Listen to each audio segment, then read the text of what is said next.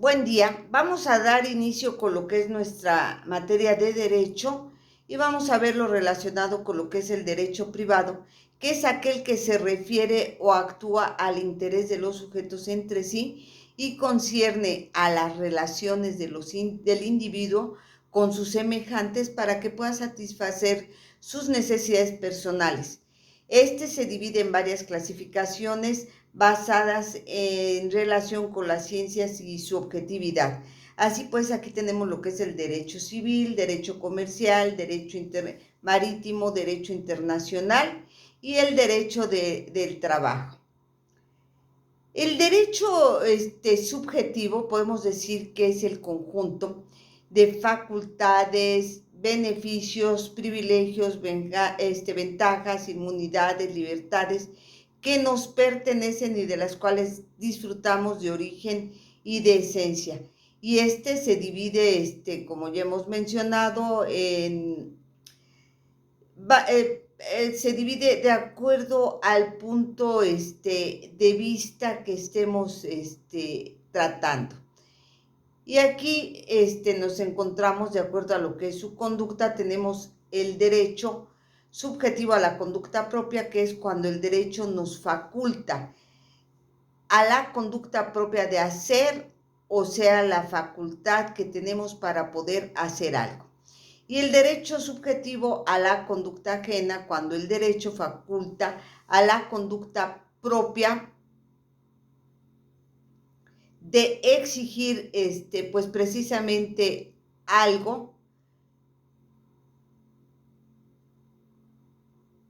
De acuerdo, tenemos otra clasificación y esta va en función a lo que es de acuerdo a la dependencia con otro derecho, y tenemos el derecho subjetivo dependiente, es el que se fundamenta en otro derecho o en un deber del jurídico del titular, y tenemos lo que es el derecho subjetivo independiente, que es aquel que se fundamenta en un deber o en un derecho de lo que es el mismo sujeto.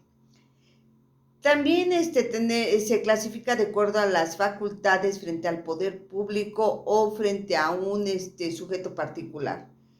El derecho subjetivo público es la facultad que posee el particular o el sujeto frente al poder público, que está representado por lo que son las limitaciones que el Estado impone a sí mismo. El derecho subjetivo privado es el conjunto de facultades jurídicas exigibles frente al titular de lo que son los derechos. También ya hemos comentado que existe otra clasificación que ve en función a lo que es el valor económico. Y aquí tenemos lo que es el derecho patrimonial, que es el derecho que puede apreciarse en dinero o en valor moneda, y tenemos el derecho extrapatrimonial, que es el derecho que no es susceptible a apreciarse mediante lo que se conoce como un valor monetario. Y de acuerdo con lo que hemos ido mencionando, también tenemos lo relacionado con lo que es la clasificación que de acuerdo con la cosa recae en una cosa, persona o actividad intelectual. El derecho real es aquel que ejercitamos de forma inmediata sobre una cosa o un derecho. El derecho real principal es el derecho que tiene su utilidad en sí mismo, permitiendo a la persona titular del derecho a ir ejerciendo su poder sobre un bien determinado.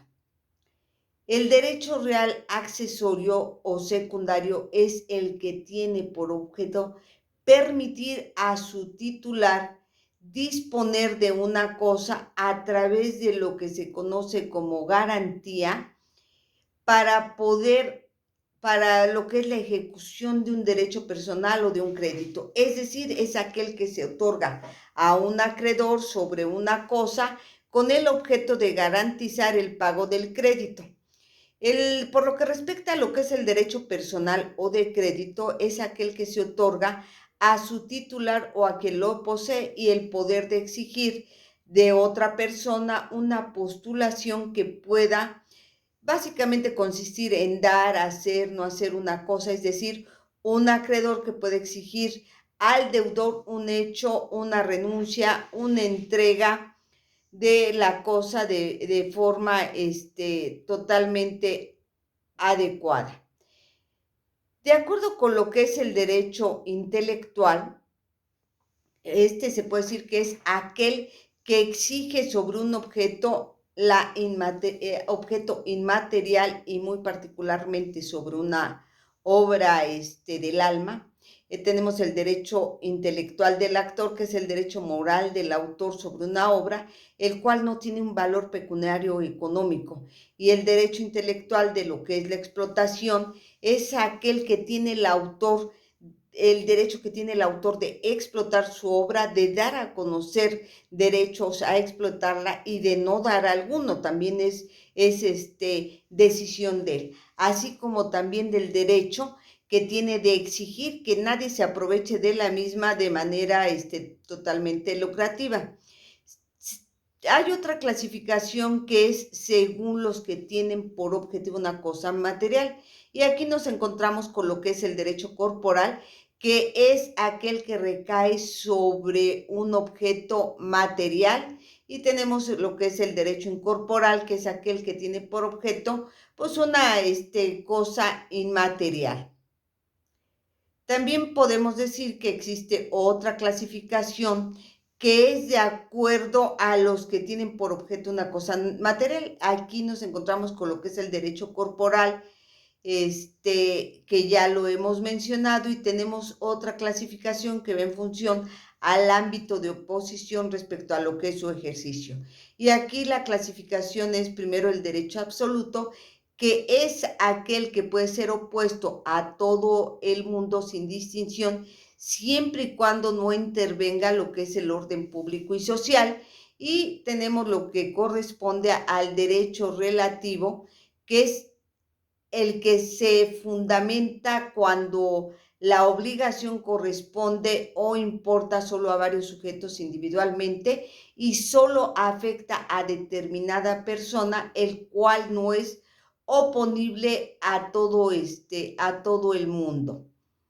Otra clasificación va en función a según dependan o no de lo que es un suceso o una condición. Aquí tenemos lo que es el derecho puro simple, que es aquel que recae sobre lo que son los actos jurídicos cuyo cumplimiento no depende de ningún suceso o condición alguna y no representa ninguna complicación. Por lo que respecta a lo que es el derecho afectado de modalidad, es aquel que está acompañado de modalidad o de ciertas peculiaridades, así como también a toda la gran variante de la cual puede sufrir o puede presentar o comportarse el derecho.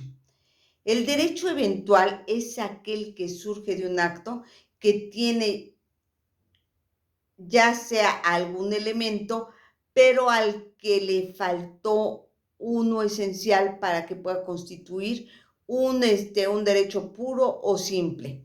El derecho mixto es aquel en el que participa a la vez de los caracteres del derecho personal, resultando difícil distinguirlos con el preferencial el uno del otro.